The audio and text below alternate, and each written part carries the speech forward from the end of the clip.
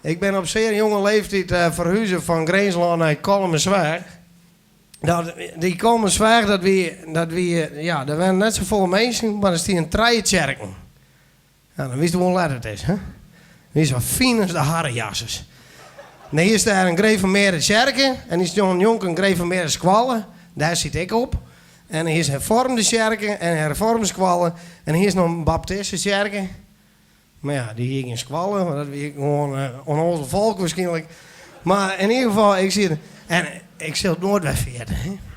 Ik kom daar bij dat squallenplein. En ik zeg eens hoe het sterk heen. En ik zeg al die gereformeerde ratkapjes. En ik ga ze floppen. Ik ga ze skelden. En ik zeg ze slaan als hinders. En ik denk, ja, ik ben aan de lul. Huh? Met mijn Groningse accent. Ik denk, ik ben aan de pestpeel. Huh? Ik denk, ik ben aan de Patricia Pai van het Squallenplein. Weet je wel? Net op het moment toen ik daar stond, weet ik niks meer. Als een heel lieds bang jonkje. Met angst voor het onbekende. En ik zeg, mijn heid is een keer om. Mijn heid zegt, mij is een keer om.